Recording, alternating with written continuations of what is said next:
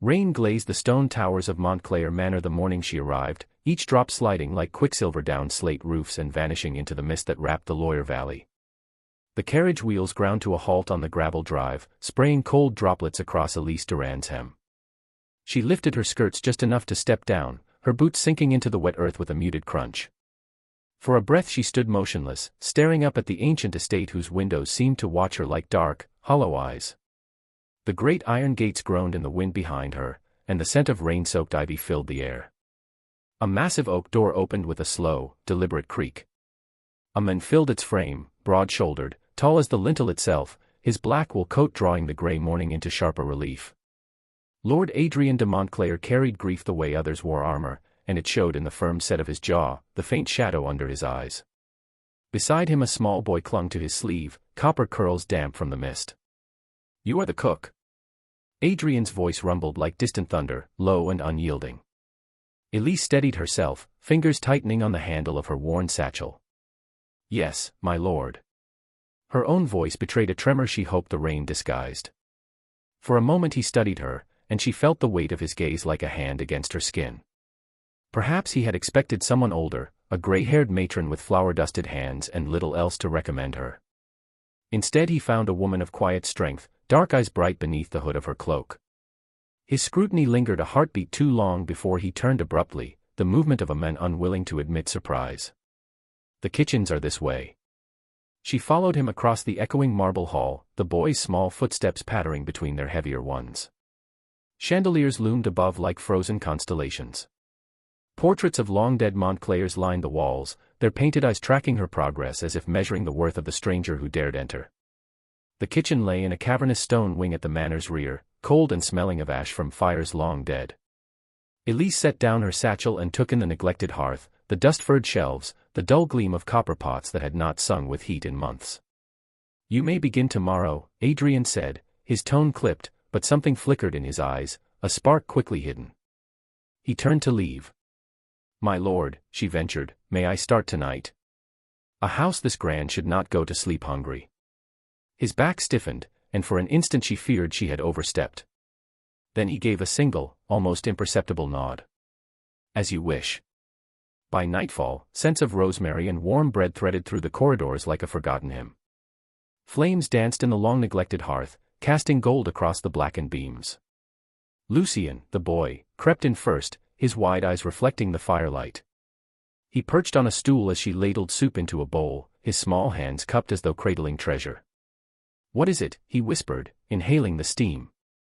"Potage with garden herbs," Elise said softly. "Do you like stories, young master?" He nodded, spoon halfway to his lips. And so she told him of a brave horse that outran the storm, of rivers that sang beneath moonlight. His laughter rang down the empty hallways, a sound so startling in its joy that Adrian paused outside the kitchen door and simply listened. It had been months since that manor had known such music. In the days that followed, life crept back into Montclair as surely as spring follows frost. Dawn after dawn, the scent of rising bread greeted the servants before the bells. Elise's calm efficiency softened even the stiffest among them. Lucien followed her like a faithful shadow, trailing flour across the flagstones, his questions bright as sparrow song. Adrian watched from doorways he once avoided. He told himself it was her skill he admired, the precision of her knife, the deft grace with which she coaxed flavors from humble roots. Yet when she turned, catching him with an unguarded smile, something unfamiliar pressed against the barricade around his heart. Evenings stretched longer. After Lucien retired, Adrian would sometimes remain in the kitchen doorway while she wiped the counters, the quiet filled with the slow crackle of the hearth. Their conversations began with polite necessity, supplies, schedules, the boys' lessons, but strayed into unexpected territory, music, forgotten villages along the Loire, the books they had loved as children. "You've traveled far for someone so young," he remarked one night, leaning against the stone arch. Elise kept her eyes on the kettle she polished.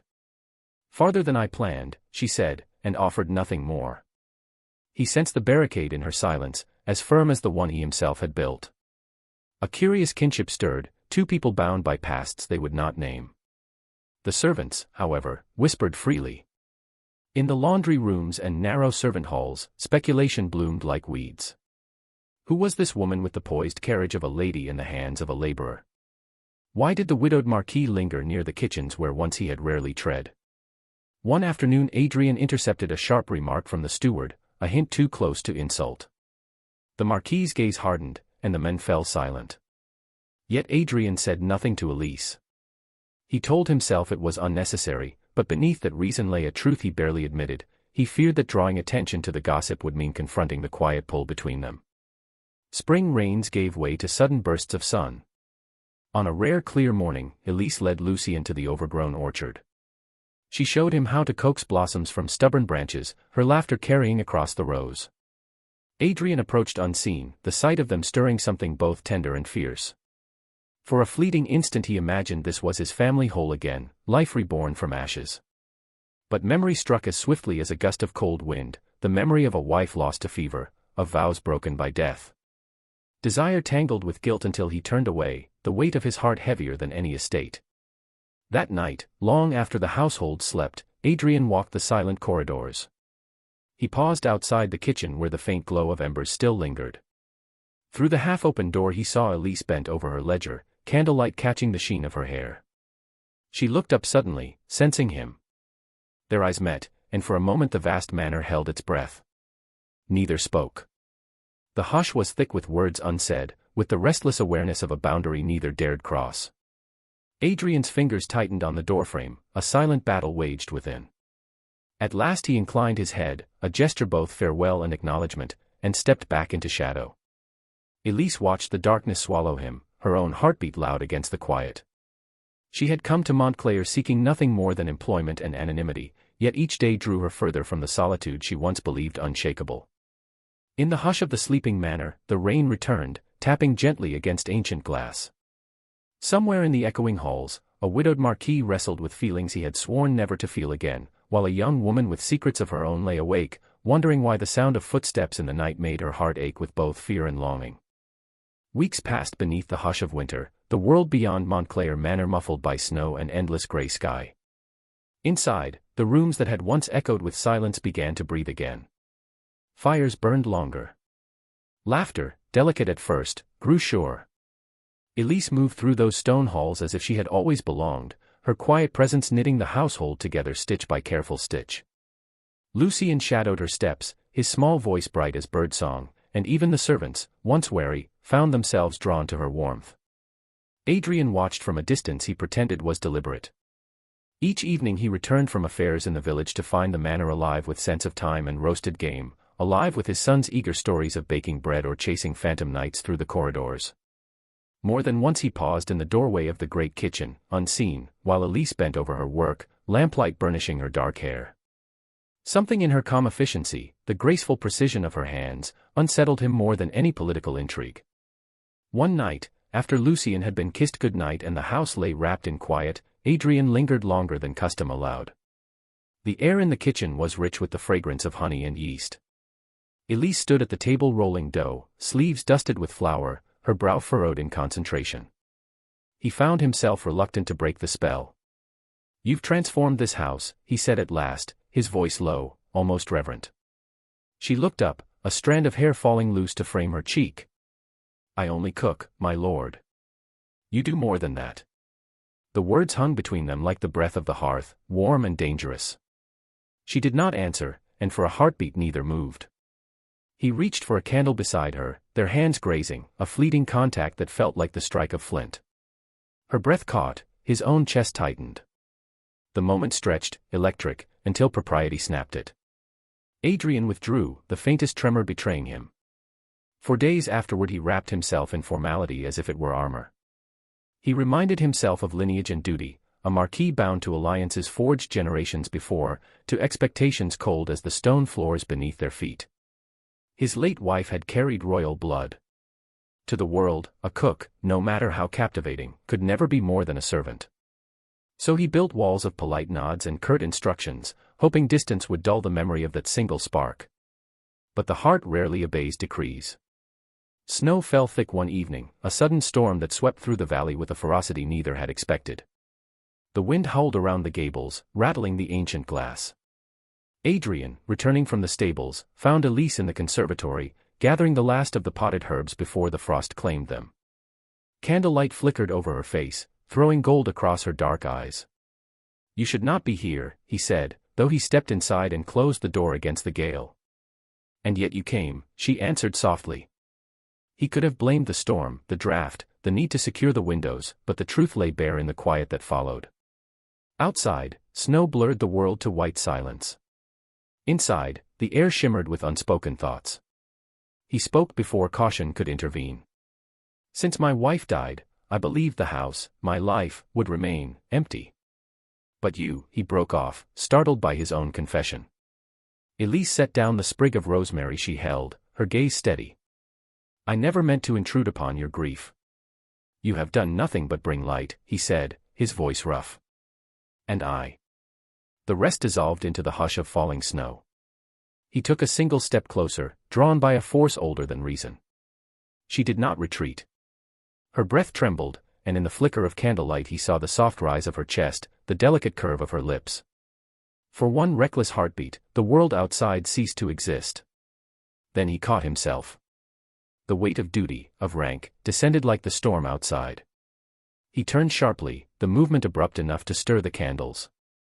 "Forgive me," he murmured, and left before the warmth of her presence could burn through the barriers he fought to maintain.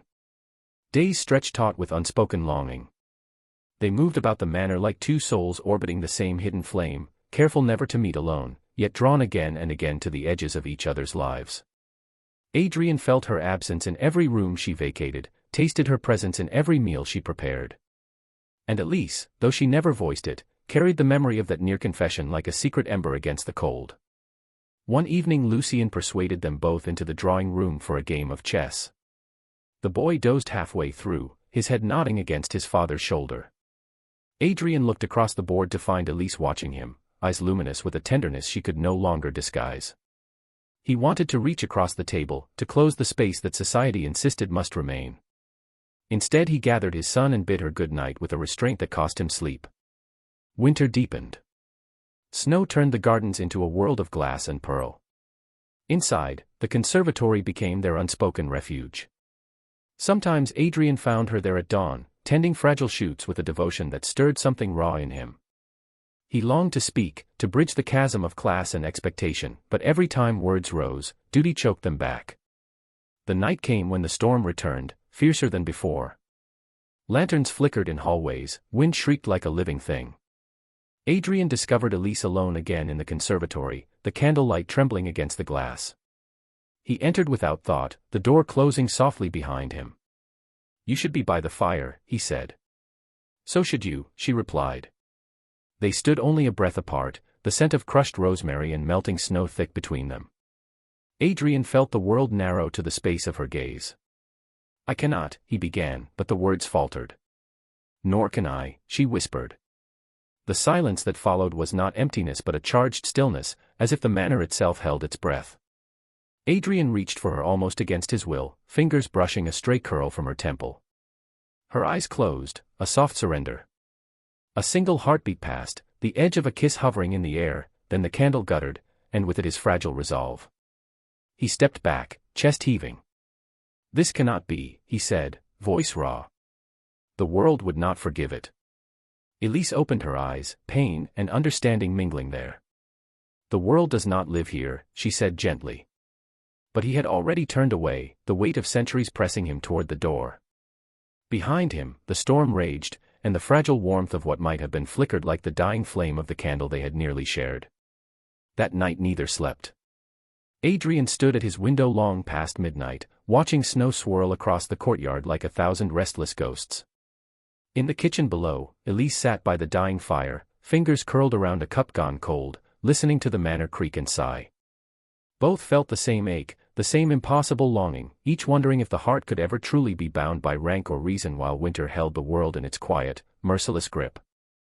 Spring crept over the Lawyer Valley in a hush of green and gold, the river loosening its icy grip until it shimmered like liquid sky. Buds pressed through the dark soil of Montclair's gardens, and the manor's gray stones drank in the new light. Yet beneath the gentle thaw, rumor traveled like a hidden current. Servants whispered of letters arriving on crimson seals, of demands from the crown that could change everything. Adrian found the message waiting on his writing desk one pale morning, the wax glinting like a drop of fresh blood. The crest of his late wife's family stared back at him, sharp and unyielding. He broke the seal with a practiced hand, though his stomach tightened. Inside, the words were both familiar and merciless. For the sake of the Montclair name, he was to remarry a woman of royal blood before summer's end. Refuse, and he would forfeit not only distant holdings but Montclair Manor itself, the house built by centuries of his ancestors' ambition. He stood at the window as sunlight pooled across the parquet, the letter trembling in his grasp. Outside, Lucien darted after a kite across the meadow, Elise laughing as she guided the string. Adrian's throat tightened. In the quiet months of winter she had become the pulse of the household, the heart he'd thought forever stilled. And now the world beyond their walls threatened to rip it all apart. That same afternoon, while Adrian wrestled with the letter in his study, another confrontation unfolded in the servants' hall. Madame Rouse, the housekeeper whose eyes missed nothing, cornered Elise near the pantry. "You carry yourself too high for a cook," she said, her voice as sharp as the starch in her cap. "No village girl moves with such grace. Who are you truly?" Elise froze, a basket of fresh herbs trembling in her hands. The lie she had worn like second skin suddenly felt thin as gossamer. She could hear the whisper of her own heartbeat. "I am who I say," she began, but the older woman's gaze cut through the words. "The Marquis deserves honesty," Madame Rouse pressed. "And so does the boy who adores you." The truth broke from her like a breath she could no longer hold. "I was born to a house not far from here," she confessed, voice barely above a whisper. "Minor nobility. My father's debts and my brother's scandal ruined us. When we lost everything, I shed the name to survive." Her eyes glistened, but she kept them steady. "If the Marquis learns, he will dismiss me. I could not bear to be turned out again." The housekeeper said nothing, only studied her a long moment before moving away, leaving the echo of that confession hanging heavy in the air. But Adrian already knew. He had known from the first week, though he could not have explained how, the poised tilt of her chin, the refinement in the way she held a knife, the subtle cadence of her speech. These were not things learned in kitchens or market stalls. That evening, he sought her in the herb garden where the last of the day's light washed the world in gold. "You let me believe you were a common cook," he said, the words carrying both accusation and ache. Elise turned, startled. "I needed work," she replied, eyes shining. "Not pity." "You think I would pity you?" His voice cracked like a branch under strain. "You think I would dismiss you for what you are?" "I feared it," she admitted, a tear slipping down her cheek. "I have lost everything before. I could not face it again." Adrian's heart twisted. He reached to wipe the tear but stopped short, hand trembling in the space between them. "They will destroy us both," he said softly. "These people who call themselves family, they will not forgive what we have already begun to feel." The words hung in the scented air, the perfume of new blossoms mingling with the ache of impossible choices. Elise turned away, and he let her, though every instinct screamed to pull her back. Days passed in a tense quiet. The servants sensed it, speaking in hushed tones as they polished silver and swept the endless halls. Adrian carried the weight of the letter like an iron chain, the threat of losing his home pressing harder with each sunrise. Elise moved through the manor with outward calm, but the knowledge that her secret was no longer hers burned in every glance they shared. The town's spring festival arrived with the scent of lilac and wood smoke, a celebration the manor could not ignore. Lanterns bobbed along the garden paths, casting honeyed light over the hedges. Musicians struck bright chords beneath the budding trees, and villagers mingled with Montclair's staff as dusk deepened to starry blue. Adrian had intended to remain aloof, to let the revelry pass without him, but Lucien begged for his presence until resistance crumbled. He found Elise in the throng, a simple gown of deep green setting her apart more surely than jewels. She laughed as Lucien twirled her in a clumsy dance, her hair catching the lantern light like strands of bronze. The sound of her laughter slipped beneath Adrian's skin, a melody richer than any alliance the crown could offer. For a moment, the letter, the threats, the rigid demands of blood and rank, everything fell away. When the boy darted off toward the musicians, Adrian stepped forward. "Walk with me," he said, his voice low enough for only her to hear. They wove through the crowd to a quiet corridor of moonlit arches. Music drifted faint and sweet behind them, mingling with the soft chirr of crickets. Elise turned to face him, the night pooling silver in her eyes. "I cannot stop thinking of you," he said, each word a confession long restrained. No law, no title has the power to change that. Her breath caught, and for an instant she looked as if she might flee. The world would never permit it, she whispered. The world, he answered, stepping closer, is not standing here. The space between them vanished. He cupped her face with a reverence that felt like prayer, and she leaned into his touch as if drawn by a force older than either of them.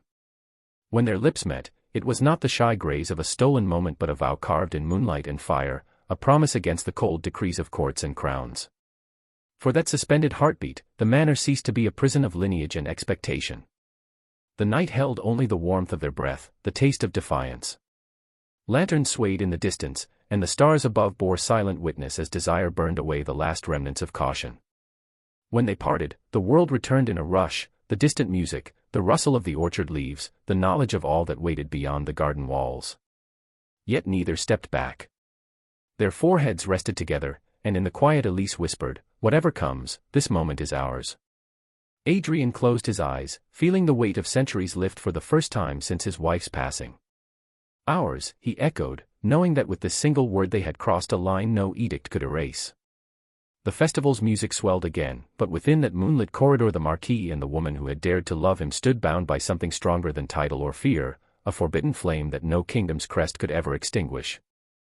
The morning broke cold and silver, a hush of mist curling over the valley as hooves clattered in the courtyard. Adrian heard the sound before the servants announced them, emissaries of the crown, their arrival inevitable as winter's thaw. He stood at the top of the grand staircase while their boots struck the marble in solemn rhythm, each step echoing through the cavernous hall. The lead envoy unrolled a scroll stamped with the crimson seal of the late Duchess's house. By decree of the Royal Council, the men intoned, Lord Adrian de Montclair is commanded to announce his engagement to Lady Celeste of Ardennes within a fortnight, or the lands and titles of Montclair shall revert to the crown. The words settled like iron across the air. Adrian's breath held the faint memory of honey from the kiss he had shared with Elise only hours before, and it seemed a cruel mockery. Generations of his family stared down from their portraits, each painted eye a reminder of duty and sacrifice. The emissaries waited, their faces carved from stone, while Adrian's silence stretched into a blade-edged pause. He offered only a curt nod and dismissed them to the west wing. When the echo of their boots faded, he remained alone in the vast corridor. Outside, the orchard was awash in tender green, but inside the manor every corner seemed to tighten around him, the weight of his ancestors pressing toward betrayal. Night fell heavy and starless. Adrian wandered the sleeping house until he found her where he always did, the quiet kitchen lit by a single flickering lamp. Elise looked up from the bread she had set to rise, her dark eyes reflecting the wavering glow. "I cannot lose you," he said, the words leaving him raw. "But if I defy them, Lucien may lose everything, his birthright, the home his mother loved." She crossed the stone floor and laid a hand against his cheek, the touch feather-light yet steady. "A house is stone," she whispered. "Your son needs a father with a living heart, not a title chained to emptiness." Her certainty cut through the storm inside him, but it did not ease the pain. They stood there, their foreheads almost touching, the scent of yeast and rosemary rising around them like a fragile blessing. Adrian closed his eyes, drawing strength from the quiet rhythm of her breath, and knew the choice would carve him to the bone. At dawn the emissaries gathered in the great hall, their polished boots gleaming beneath the stained-glass windows. Adrian descended the staircase as the first light spilled through the colored panes, bathing the marble in hues of ruby and gold. The council steward stepped forward, scroll in hand, ready to secure a future bound by politics and greed. "Inform the crown," Adrian said, his voice carrying across the hall, steady as a tolling bell, that Montclair will not barter love for land. Gasps rippled like a sudden wind. The steward's mouth opened in protest, but Adrian raised a single commanding hand. "The decision is final. Convey it without delay." For a heartbeat the hall was silent, and then the emissaries bowed stiffly, their faces pale with shock and thinly veiled outrage. One by one they turned, the sound of their retreating steps like the breaking of an ancient chain. In the days that followed, the manor braced for retribution. Letters arrived thick with veiled threats, but Adrian's retainers, men whose families had served Montclair for centuries, stood firm at his side. Farmers from the surrounding valley came to offer quiet pledges of loyalty. The Duchess's relatives, unwilling to spark a scandal that could tarnish their own prestige, retreated into sullen silence. What would become of the distant estates or the crown's favor remained uncertain, yet Adrian felt the first true breath of freedom since the fever had claimed his wife. When the final messenger rode away, the manor exhaled. Sunlight returned to the halls as if the house itself recognized the lifting of an old curse. Adrian sought Elise in the orchard, drawn by the music of bees and the scent of blossoms spilling through the air. She stood beneath a canopy of white petals, the morning breeze teasing a strand of hair across her cheek. He reached for her hands, rough from work yet soft against his palms, and held them as though anchoring himself to life. "You came as a cook," he said, his voice breaking with all the weight of the past weeks, "but you gave me life." Elisa's eyes filled, her smile trembling. "And you gave me home." Lucien's laughter rang suddenly through the trees as he darted between them, chasing a pair of fluttering petals like butterflies. He paused only long enough to look up, his face bright with unguarded joy, before running on, the sound of his delight carrying like church bells across the orchard. Adrian drew Elise closer until the hem of her gown brushed his boots. Around them blossoms drifted like soft rain, a benediction from the trees that had witnessed centuries of Montclair history. He lowered his forehead to hers, breathing in the mingled fragrance of apple flowers and the faint spice of her hair. "No decree can touch us now," he murmured. "Nor the ghosts of the past," she answered. They stood together as the sun climbed higher, the manor no longer a mausoleum but a living home that pulsed with warmth and possibility. Stone walls that had once entombed grief now sheltered laughter and the quiet courage of a love that had refused to bend. The forbidden bond they had risked everything to protect had outlasted tradition, rumor, and the sharpest threats of the crown. In the hush of that blooming orchard, Adrian felt the centuries themselves yield, the old weight of duty dissolving like mist beneath the morning light. And with Elisa's fingers laced through his, he stepped fully into the life they had both thought forever lost, a life no crest or title could ever define.